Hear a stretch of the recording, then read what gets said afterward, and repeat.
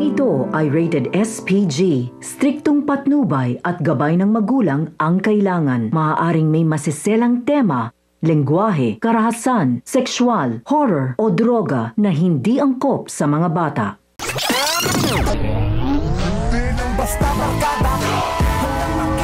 Habang naglalakad sila Bubbles at Tanggol sa Quiapo ay makakasalubong naman nila ang pabalik na sanang sina Ben at Mang Berting.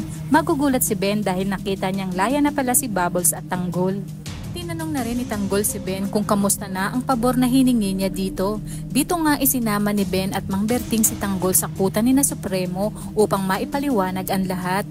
Dito sinabi ni Ben kay Tanggol na napag-alaman nilang kanang kamay ng isang Ramon Montenegro si Severino na sumugod kina Mang Marsing at hinahanap si Mokang at ang kalaguyo umano nito. Malakas ang kutob nila na si Ramon Montenegro ang napangasawa ni Mokang, ngunit ayon sa record ay matagal na nga itong patay at ang tatay rigor mismo ni Tanggol ang nakapatay dito. Dahil dito ay naging palaisipan kay Tanggol kung paano niya malalaman kung sino talaga ang asawa ni Mokang. Naniniwala naman si Primo at Amanda na ang Ramon na ito ay may kaugnayan kay Mokang.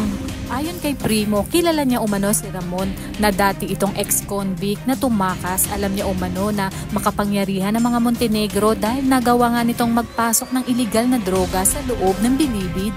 Iginiit naman ni Amanda na marahil buhay pa itong Ramon Montenegro at nagpalit lang ng katauhan.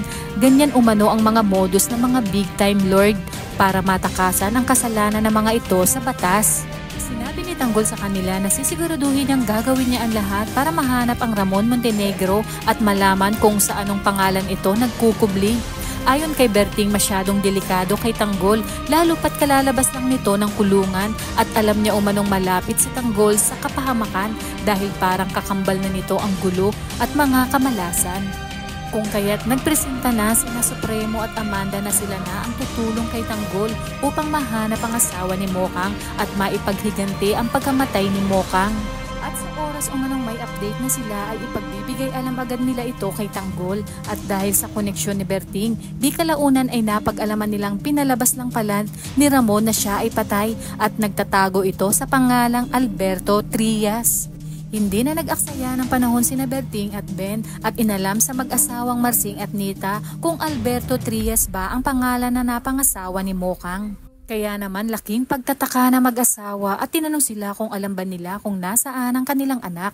Ayaw namang pangunahan ni Ben si Tanggol at gusto niyang si Tanggol mismo ang magsabi kina Mang Marsing at Nita tungkol sa pagkamatay ni Mokang.